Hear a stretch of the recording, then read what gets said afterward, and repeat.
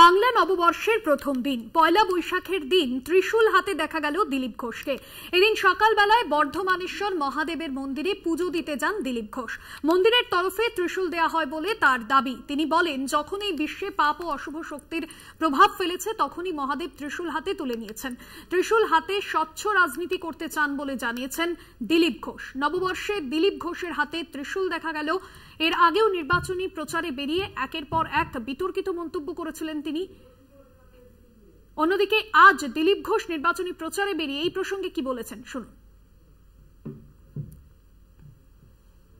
আজ বাংলা নববর্ষের প্রথম দিন সকালবেলা আমরা বর্ধমানেশ্বর মহাদেবের দর্শন এবং পুজো করলাম। বাবার ওখান থেকেই ত্রিশূল লাভ হলো।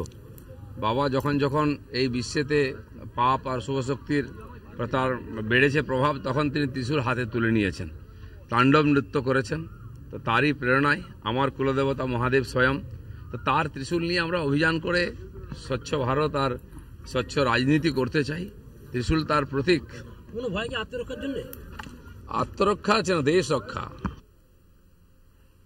এর আগেও নির্বাচনী প্রচারে রীতিমতো লাঠি হাতে দেখা গিয়েছিল দিলীপ ঘোষকে, আর এবার ত্রিশূল হাতে তুলে দিলেন দিলীপ ঘোষ, যেখানে তিনি বলছেন যে অশুভ শক্তির বিনাশ করতে এই ত্রিশূল হাতে তুলে নিয়েছেন তিনি, এবং পাপ ও অশুভ শক্তির বিনাশ করতে এই ধরনের কর্মসূচি তিনি নিয়েছেন। আজ সকালেই তিনি শিবের মন্দিরে পুজো দেন, আর তারপর রবিবাসরীয় সকালে প্রচার শুরু করেন দিলীপ ঘোষ।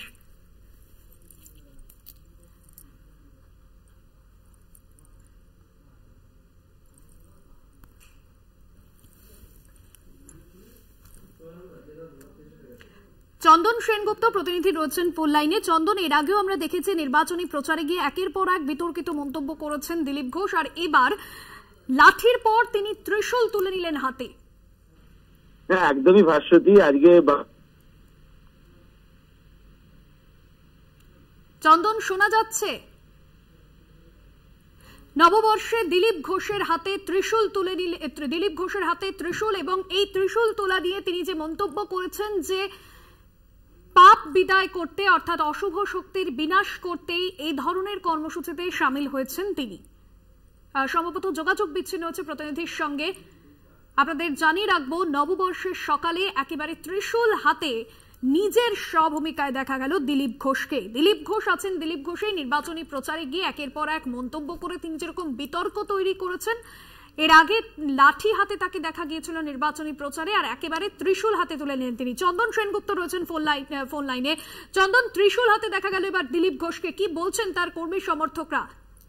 দেখো ভাস্করী, আজকে শুভ নববর্ষের প্রথম দিনে কিন্তু দিলীপ ঘোষ চলে যায় চা চক্রে যোগদান করেন, তারপর ওখান থেকে বেরিয়ে সোজা চলে আসেন বর্ধমানেশ্বর যে শিব মন্দির আছে সেই শিব মন্দিরে, এবং তিনি শিব মন্দিরে পূজা অর্চনা করেন। তারপরে যখন বেরিয়ে আসে তখন তার দলীয় কর্মী সমর্থকরা তার হাতে একটি ত্রিশূল তুলে দেন, এবং যখন তিনি ত্রিশূলটা হাতে পান তখন তিনি জয় মহাদেব বলে চিৎকার করে চেঁচিয়ে ওঠেন। এবং তারপরে আমরা যখন তাকে জিজ্ঞেস করি যে হঠাৎ আপনি হাতে ত্রিশূল নিলেন কেন, তিনি তখন বলেন যখন যখন এই বিশ্বে পাপ ও অশুভ শক্তির প্রভাব ফেলেছে তখন থেকেই ত্রিশূল হাতে তুলে নিয়েছেন মহাদেব এবং তাণ্ডব নৃত্য করেছেন। তারই প্রেরণায় আমার কুলদেবতা মহাদেবের স্বয়ং আদেশে ত্রিশূল নিয়ে অভিযান শুরু করছি। স্বচ্ছ ভারত ও স্বচ্ছ রাজনীতি করতে চাই, এবং ত্রিশূল তার প্রতীক। আত্মরক্ষা নয়, দেশ রক্ষা করার জন্য এই ত্রিশূল হাতে তুলে নিয়েছি, এমনটাই বক্তব্য রাখেন দিলীপ ঘোষ। একদমই ধন্যবাদ জানাবো। চন্দন সেনগুপ্ত প্রতিনিধি ছিলেন ফোন লাইনে।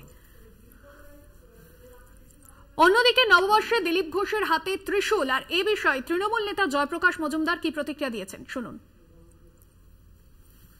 নিশ্চিত তিনি পরাজিত হবেন, সেই সব দিকে নজর না দিয়ে তিনি নানা রকম নাটক প্রত্যেকদিন করছেন। কোনোদিন লাঠি হাতে, কোনোদিন ত্রিশূল হাতে, কোনোদিন মুখ দিয়ে তুবড়ি ছোটাচ্ছেন, কটূক্তির তুবড়ি। এসবগুলো হচ্ছে মিডিয়াতে ভেসে থাকার ছলনা। আর হাতে ত্রিশূল দিয়ে বলছেন দেশ রক্ষায় নেমেছি, ওনাকে দেশ রক্ষার দায়িত্ব কেউ দেননি। আজকে সব থেকে বড় কথা, তার উপরে তার দলই ভরসা করছেন না, সেই লোকের ওপর কি করে দেশের ভরসা, দেশ রক্ষার ভরসা করবেন? উনি যেন গুন্ডার ভাষায় কথা না বলেন, সমাজ বিরোধীদের ভাষায় কথা না বলেন, এবং নির্বাচনে জামানতটুকু যেন বাঁচিয়ে রাখতে পারেন, সেই চেষ্টাই ওনার করা উচিত।